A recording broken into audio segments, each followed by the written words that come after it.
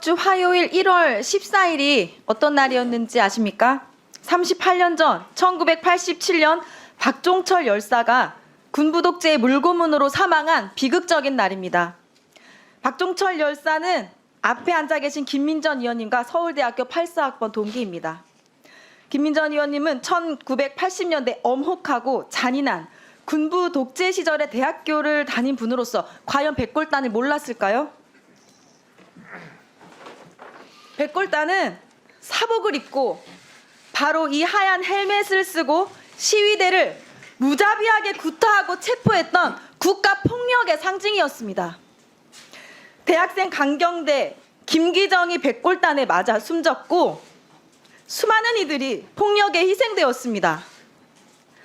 정치학 박사인 김민전 의원이 이승만 정권의 부정선거를 도와 테러를 일삼았던 정치 깡패 조직인 반공청년단을 몰랐을까요?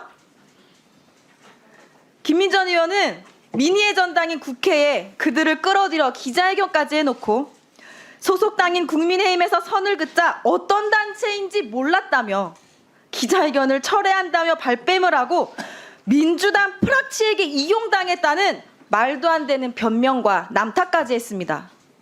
그리고 김민전 의원께서는 다른 데도 아니고 교육입니다. 저희가 국회의원 배지 떼라는 얘기 아니잖아요. 그러면 거기에 대해서 아무리 못해도 좀 뭔가 반성하는 모양새라도 보이시든지 아니면 좀 무거운 마음을 갖고 오시든지. 저희는 다 무겁게 앉아 있는데 국민의힘 의원들은 웃으시면서 너무나 편안해 보이십니다. 저만 그렇게 봤습니까? 제 뒤에 카메라들 다 있으니까 다 잡혔겠죠. 정치는 결국 태도가 중요한 거 아닙니까? 그래서 우리가 교육위 안에서 서로 질의를 날카롭게 할 땐 하더라도 서로에 대한 인간적인 폄훼하지 말자, 그런 얘기 많이 하죠. 정치의 기본입니다. 김민전 의원께서 백골단 기자회견 하신 이후에 본회의장에서 보이셨던, 물론 어느 의원이든 다 피곤하시면 주무실 수도 있어요. 그러나 왜 사람들이 그 모습에 주목을 했겠습니까? 그 상황 속에서 어떻게 그럴 수가 있느냐 하는 울분이 있는 겁니다. 지금 마찬가지예요.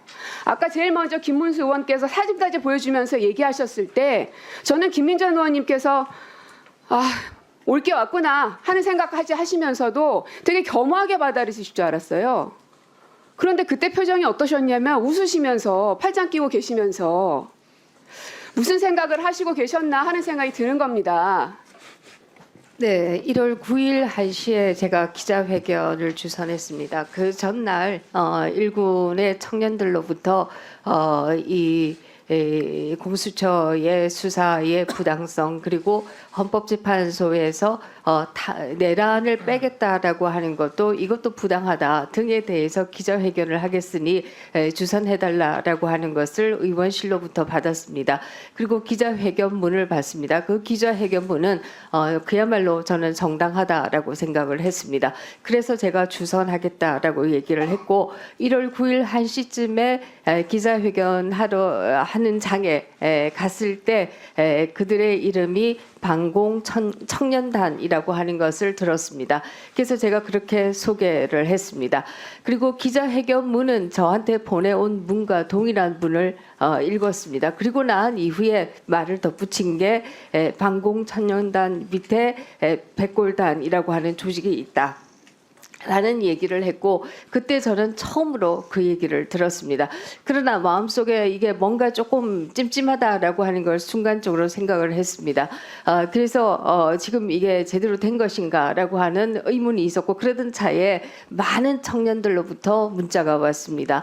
그 청년들 문자의 핵심은 지금 윤석열 대통령을 지지하는 청년들은 조직이 되는 것을 원치 않는다. 우리는 개인이고 자발적으로 참여한 것이기 때문에 어떠한 조직도 원하지 않는다라고 하는 게 핵심입니다. 뿐만 아니라 이 단체라고 하는 이름도 도저히 우리가 동의할 수 없는 이름이다. 그러므로 이걸 취소해달라라고 하는 글들을 저한테 굉장히 많이 보냈습니다. 그래서 제가 2시에 페북에 이에 대한 사과의 말을 올렸습니다. 대다수 1시에 기자회견하고 2시에 페북에 사과의 말씀을 올렸죠. 대다수의 청년들이 이런 조직화를 원치 않는다라고 하는 글을 보내왔다. 내가 경솔했던 것 같다라고 하는 내용의 글을 올렸습니다. 그날이 마침 오전에는 교육위가 있고 오후에는 본회의에서 대정부 질문이 있던 때였습니다. 2시에 페북에 글을 올리고 가느라고 조금 늦게 갔습니다. 늦게 갔지만 가는 동안에도 계속해서 문자가 쏟아졌습니다. 그래서 제가 본회의장에서도 대정부 질문을 들으면서도 계속 들어오는 문자들을 보고 있었습니다. 그것을 일부 언론들은 또 잔다 뭐 이런 식의 앞에서 어떤 의원님도 그 말씀을 하셨지만 문자 보는 장면들을 또 그렇게 프레임화해서 뭐 기사화들을 했던 것으로 알고 있습니다. 그리고 그 얘기를 오늘 또 듣습니다. 그러나 어쨌든 본회의장에서 문자를 계속 보다가 이거 큰일 났구나 하는 생각을 하게 되고 제가 본회의장에서 대정부 질문이 끝날 때까지 잊지 않고 나갔습니다. 나가서 결국 5시에 기자회견 철회문을 올렸습니다.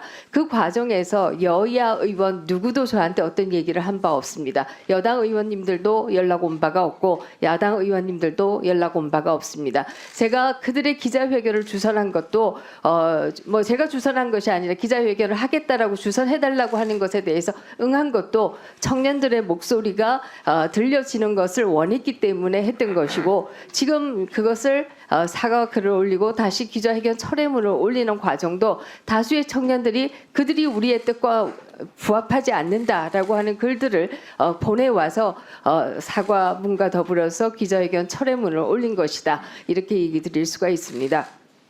정치인으로서 저한테 가장 먼저 연락하신 분은 우리 교육위 여당 간사님이십니다. 그리고 이미 사과문까지 다 올리셨대요라고 얘기하셔서 그렇게 일단 정리가 됐습니다라고 얘기를 드렸습니다. 그래서 이 과정에 있어서 어떤 정치적인 오고 감은 없었습니다. 다만 제가 청년들의 목소리를 전해주겠다라고 하는 과도한 의혹이 다수의 청년들의 생각과 부합하지 않았다라고 하는 것이고 이로 인해서 제가 기자회견을 철회했던 것이다. 이렇게 말씀드리겠습니다.